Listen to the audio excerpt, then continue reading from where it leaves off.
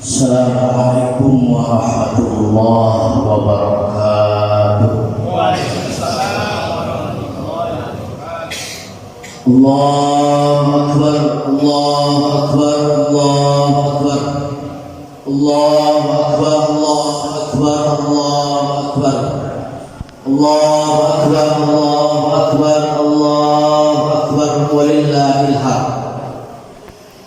Alhamdulillah, alhamdulillahil malikil jabbar alladzi aujabana lis-sholati wan nahar.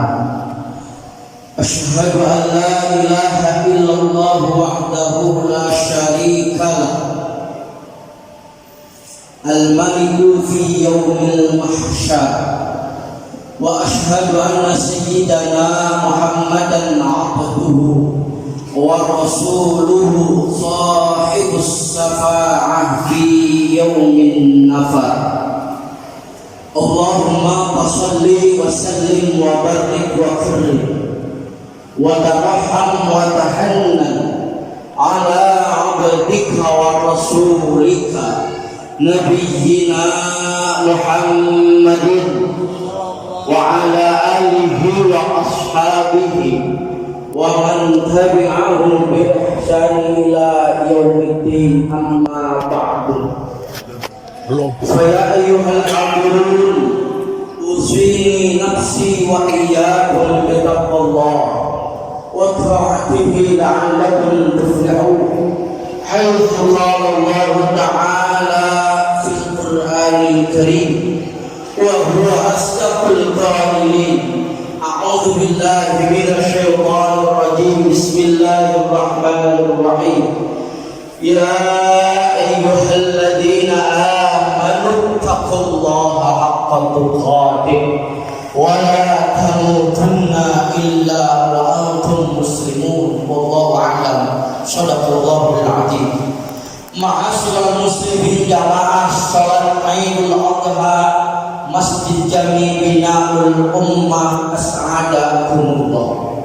Puji syukur marilah sama-sama senantiasa kita panjatkan kepada Allah Rabbul Jalil yang telah memercikkan jutaan ribuan nikmat kepada kita di pagi yang mulia ini, sehingga dengan karunia dan fadilahnya kita dapat bertemu dan berkumpul guna melaksanakan sholat sunnah Idul Adha di Masjid Jami Binaul Ummah.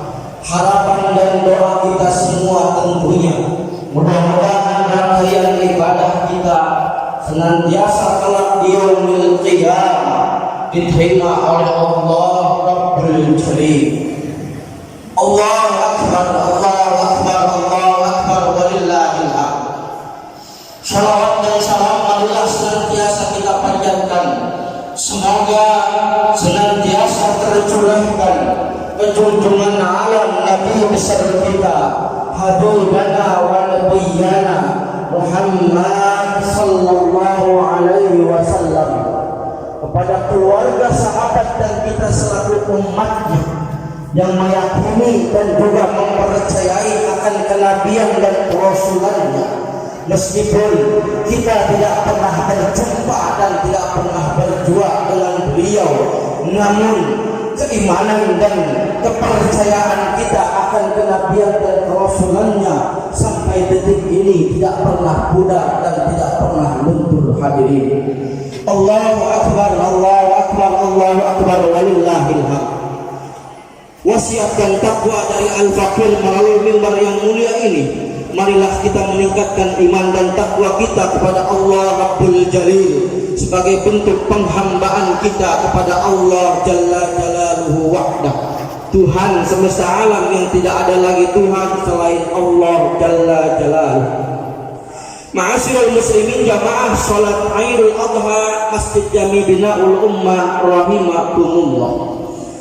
Ada dua momentum besar umat Islam ketika dihadapi oleh dua hari raya, Idul Fitri dan Idul Adha. Dua momentum besar di dalam Idul Adha. Pertama adalah di mana di bulan ini terjadi seluruh umat muslim terkumpul dan berkumpul di padang Arafah guna melaksanakan rukun haji yang kelima, yaitu wukuf di padang Arafah, yang kata Nabi melalui hadisnya Al-Hajjul Arafah, bahwa haji adalah Arafah. Itulah momentum pertama yang diketahui oleh umat Islam seluruh dunia. Allahu Akbar, Allahu Akbar, walillahil hamd. Lalu momentum yang kedua, setelahnya ibadah haji, maka umat Islam di bulan Idul Adha ini, tepatnya pada 10 Dzulhijjah 1445 Hijriah, kita dapat melaksanakan dan melakukan salat Idul Adha. Setelah salat Idul Adha, maka kita disunahkan memotong hewan kurban. Ibadah kurban merupakan salah satu syariat yang diberlakukan oleh Nabi Ibrahim alaihi salatu wassalam, yang dalam istilah usul fikih disebut dengan syar'un man qablana, syariat yang terdahulu yang dilakukan sampai sekarang oleh umat Nabi Yuna Muhammad sallallahu alaihi wasallam. Ibadah kurban tentunya sudah menjadi sebuah sejarah yang kita ketahui masing-masing adanya. Bagaimana perjuangan Nabiullah Ibrahim alaihi salatu wassalam yang oleh Allah diberikan julukan Khalilullah atau kekasih Allah. Artinya bahwa Allah memberikan julukan gelar kepada Nabiullah Ibrahim tidak semata-mata diberikan gelar tanpa ada keistimewaan pada diri Nabiullah Ibrahim alaihi wassalam. Ketika itu malaikat berkomentar kepada Allah, ya Rabb, kenapa gelar Khalilullah kau berikan kepada Nabiullah Ibrahim, tidak engkau berikan kepada Nabi Musa yang pada waktu itu terkena sihirnya Fir'aun? Kenapa tidak diberikan kepada Nabi Nuh yang pada waktu itu anaknya ditenggelamkan di gunung? Kenapa gelar Khalilullah tidak diberikan kepada Nabi Nuh? Atau bahkan gelar Khalilullah tidak diberikan kepada Nabi Yunus yang pada waktu itu ditelan oleh ikan Nun atau ikan hiu? Allahu Akbar, Allahu Akbar, walillahil hamd. Lalu kata Allah, hai malaikat, kamu mau tahu bagaimana aku berikan beliau gelar Khalilullah? Kau saksikan nanti di muka bumi apa yang dilakukan oleh Nabiullah Ibrahim alaihi salatu wassalam. Ternyata Nabi Ibrahim alaihi salatu wassalam senantiasa mendapatkan ujian yang tak pernah henti, musibah yang tak ada ujungnya dalam kehidupan yang dia jalani, tetapi tetap sabar dan teguh dalam menjalani kehidupan yang diberikan Allah Subhanahu wa ta'ala. Pertama, ujian yang diberikan kepada Nabiullah Ibrahim alaihi salatu wassalam, bagaimana beliau harus tinggal serumah satu atap dengan bapaknya yang musyrik munafik sekaligus kafir, yang tidak mempercayai akan adanya Allah Rabbul Jalil. Bisa kita bayangkan bapak dan anak tidak sama. Jangankan zaman dulu, hari ini pun jika anak dengan bapak tidak sama dengan sepemahaman, maka tidak akan pernah akur. Nabiullah Ibrahim sudah tidak sama dalam akidah, disuruh menjual berhala atau patung buatan bapaknya Azar. Karena pekerjaan bapaknya Nabi Ibrahim itu tukang bikin berhala, tukang bikin patung supaya disembah. Satu sisi baginda Nabi Ibrahim seorang nabi yang mewajibkan untuk menyembah kepada Allah, satu sisi bapaknya suruh menjual patung buat disembah. Ini sangat berat dilakukan oleh Nabi Ibrahim selaku anak kepada orang tua. Tapi yang namanya orang tua kepada anak-anak kepada orang tua, ia tetap menghormati bagaimanapun beda dalam keyakinan. Tapi itulah sebuah ujian dan cobaan yang pernah oleh baginda Ibrahim didoakan supaya orang tuanya mendapatkan hidayah, tetapi Allah tidak memberikan hidayah kepada ajar bapaknya. Allahu Akbar, Allahu Akbar, walillahil hamd. Lalu yang kedua, musibah yang senantiasa menimpa Nabi Ibrahim. Selama 86 tahun Nabiullah Ibrahim tidak memiliki keturunan. Rumah tangga dengan Siti Sarah tidak memiliki anak dan keturunan selama 86 tahun. Kalau seandainya hadirin di sini ada yang belum punya keturunan 10, 20, 15 tahun, belum ada apa-apanya dibanding dengan Nabi Ibrahim. Nabi Ibrahim 86 tahun tidak punya keturunan, berdoa kepada Allah, Rabbi habli minas sholihin, ya Allah berikanlah keturunan kami anak yang soleh. Ketika itu Nabi Ibrahim nabi yang terkaya. Hewannya itu dalam kitab Al-Quran 10.000 onta, 1.000 domba, dan juga ada 100.000 kambing. Kalau di total hari ini kekayaan Nabi Ibrahim 25 triliun. Bagaimana tidak kaya Nabi Ibrahim kalau tiap hari makan sapi, makan onta untuk dibagikan kepada tetangganya, makan bareng, makan berjamaah, itulah sifat Nabi Ibrahim. Beda dengan kita kalau makan ngumpet-ngumpet takut ada yang minta. Tapi Nabi Ibrahim saking kayanya memiliki hewan ternak yang mencapai 25 triliun. Beliau tinggal jamaah, beliau tidak akan pernah makan kalau tidak ada yang menemani makan. Sampai-sampai datanglah malaikat, Ibrahim, kamu ini sungguh dermawan. Setiap hari motong kambing, motong onta dibagikan kepada jamaah masyarakat Kabupaten Tangerang. Kata Nabi Ibrahim untuk ngomong begini, wahai malaikat, jangankan hewan kurban, jangankan hewan yang saya punya, kalau seandainya saya punya anak, saya akan kurbankan anak saya untuk bukti bahwa saya tidak mencintai dunia, tapi saya mencintai Allah Jalla Jalla.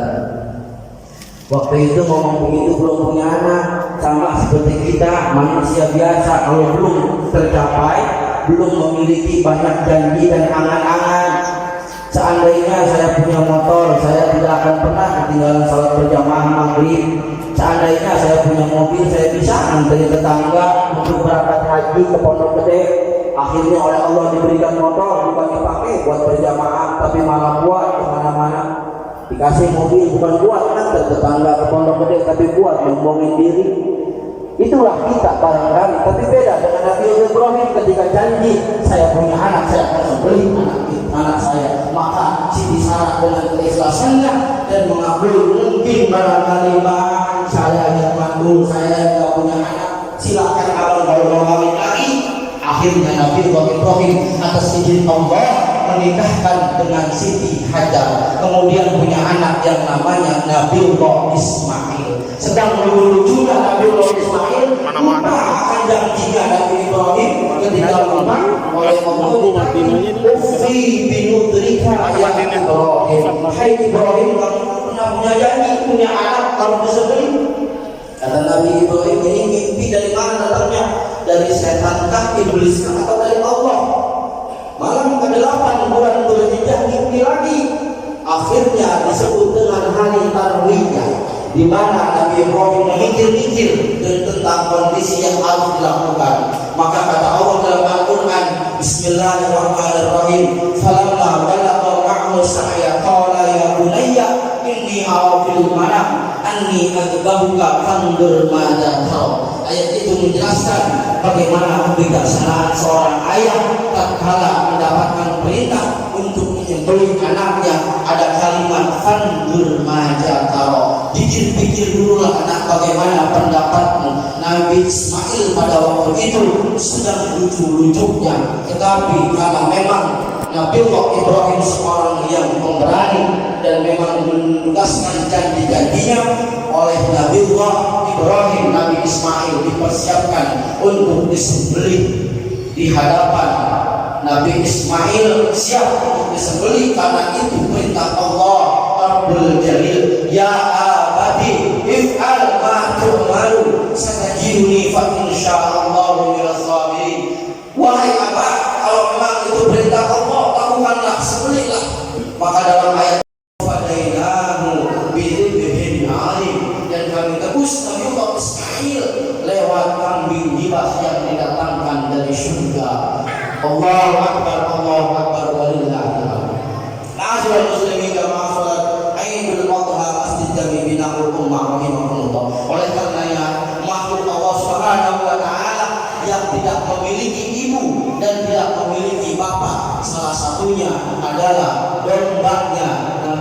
Ismail alaihi salatu wassalam. Allahu Akbar, Allahu Akbar. Nabi tidak menyuruh kita untuk menyembelih anak kita. Nabi tidak menyuruh untuk memotong keturunan kita. Tapi dari hakikat kurban itu, Nabi menyuruh untuk memotong harta kita yang 2,5% untuk dizakatkan. Nabi menyuruh untuk memotong waktu kita dari yang 7 hari untuk berpuasa Senin dan Kamis. Nabi menyuruh untuk memotong kita waktu kita 24 jam untuk sholat 5 waktu, zuhur 4 asar 4 maghrib 3 isya 4 subuh 2. Nabi menyuruh kita untuk memotong kesibukan kita untuk melaksanakan perintah Allah Rabbul Jalil. Mudah-mudahan kita semua bisa melaksanakan kurban yang secara hakikat adalah memotong hawa nafsu kita akan cinta dunia, dan juga kita menjadi nabi-nabi Ibrahim masa kini yang mampu untuk memotong atau menyembelih Ismail modern. Barakallahu li wa lakum fil Qur'anil Karim wa nafa'ani wa iyyakum bima fihi min al-ayati wa dzikril hakim wa taqabbalallahu. Ini Ketua DKM Juleha Hard Rock Tim Poli tenis meja, pokoknya multi talent. Kirim doa ya gini Pak Ketua Panitia. Mudah-mudahan rangkaian awal sampai akhir sukses, tidak ada kendala apa-apa. Amin.